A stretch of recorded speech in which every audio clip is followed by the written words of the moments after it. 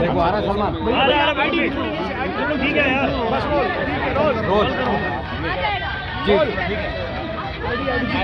Role जी BJP लगातार चुनाव प्रचार कर रही है। वही मोदी जी ने कल एक रैली में कहा है, अभी तक तो मंगलसूत्र को लेकर बात कर रहे थे, अब बेटियों को लेकर बात कर रहे हैं, कैसे देख रहे हैं? उन्होंने कहा है कि मंगलसूत्र को लेकर बात कर रहे थे, बेटियों को लेकर बात कर रहे हैं मोदी जी। बेटियों को सुरक्षित रखें विपक्ष से।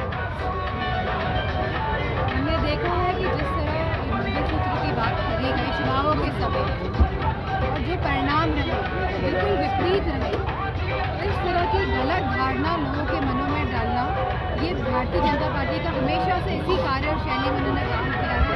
क्योंकि आज भारतीय जनता पार्टी नहीं बता पा रही है कि उत्तर प्रदेश में कितना विकास कार्य हुआ, कितनी जॉब्स लगी हैं, युवाओं की नौकरियां मिली हैं। लगातार जिस तरह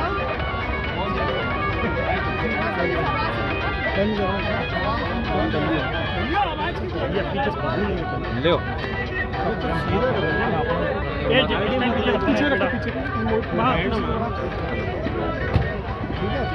चलिए मैडम चुनाव में धार्मिक आधार पे वोट का पोलराइजेशन दिखाई पड़ रहा है, कैसे देखती है इस तरह के चुनाव को जब धार्मिक आधारों पे चुनाव होने जा रहा है? लगातार जब से भारतीय जनता पार्टी आई है, लगातार हम लोगों की एक कार्य प्रणाली रही है, एक तरह के काम करने का तरीका रहा है कि चुनाव आने पे वोट की पोलराइजेशन करने के लिए इस तरह के नारे दिए जाते हैं और बड़े बड़े नेता इस तरह के नारे देते हैं। लेकिन आज जो है, जो सभी समाज के जो लोग, हमारा पीढ़ी है, वर्ग है, ये सब समझ चुके हैं कि ये खाली इनकी भड़काने वाली बातें हैं जिससे कि वोट बढ़ जाए। लेकिन क्योंकि आज 10 साल केंद्र के और लगभग 10 साल जहाँ 8 साल हमारे राज्य सरकार के होने जा रहे हैं, तो कहीं ना कहीं अब लोगों को इस बात का समझ आ रही है कि इस तरह के भड़कीले भाषण देके वोट तो ले लेते हैं, लेकिन जो बातें कही जाती है कि किसानों की आय दुगनी हो जाएगी, कि 2 करोड़ युवाओं को रोजगार मिलेगा, कि आज महिलाएं सुरक्षित रहेगी, कि अन्याय खत्म होगा, तो इस तरह का कोई भी चीज़ प्रदेश में देखने को नहीं मिल रही है। हर वर्ग और हर समाज के लोग अपने आप को कहीं ना कहीं प्रताड़ित महसूस कर रहे हैं। 2027 के सत्ताधीश के नाम पे पोस्टर लगे हैं समाजवादी कार्यालय लखनऊ में, किस तरह से देख रहे हैं लोग जो अभी से 27 की कल्पना कर रहे हैं कि अखिलेश जी वहाँ मुख्यमंत्री होंगे, सत्ताधीश नहीं, होंगे? तो जब आप कह सकते हैं 80 में से 80 जीत रहे हैं या 9 में से 9 जीत रहे हैं, तो मैं नहीं समझती इसमें कोई गलत नहीं है। अगर कार्यकर्ताओं में जोश है, उत्साह है, उस तरह के पोस्टर को जैसा बढ़ा रहा है, ठीक है।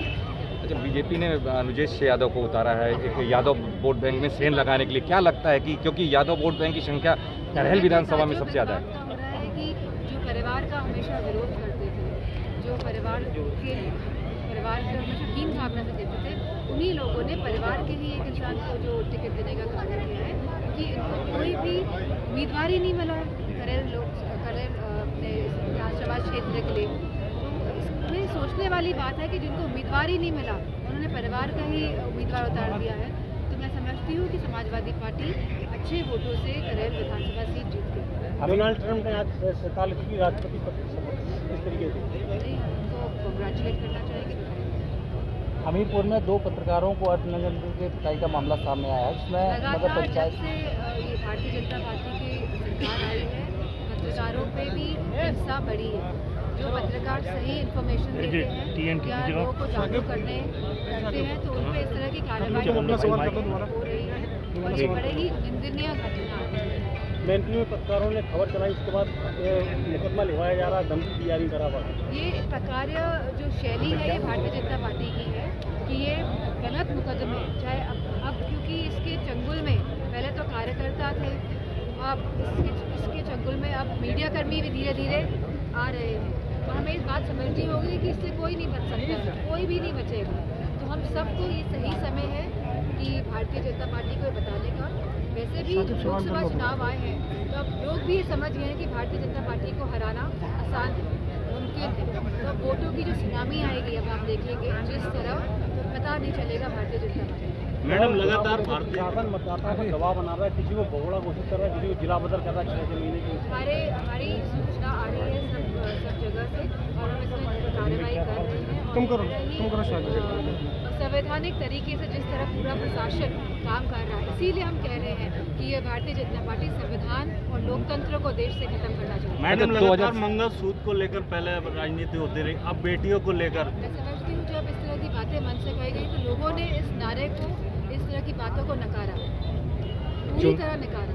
और तभी हमने देखा कि आज पूर्ण बहुमत की सरकार नहीं है केंद्र में, तो जब जब इस तरह के नारे देंगे तब नुकसान भारतीय जनता पार्टी का ही। वहीं शंकराचार्य जी ने कहा है कटोगे या बटो वाला जो इन्होंने मैसेज दिया है वही लोग बांटते हैं वही काटते हैं, आप लोग कैसे देखें?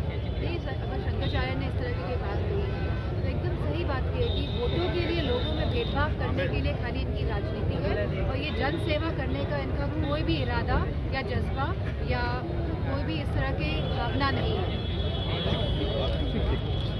धन्यवाद।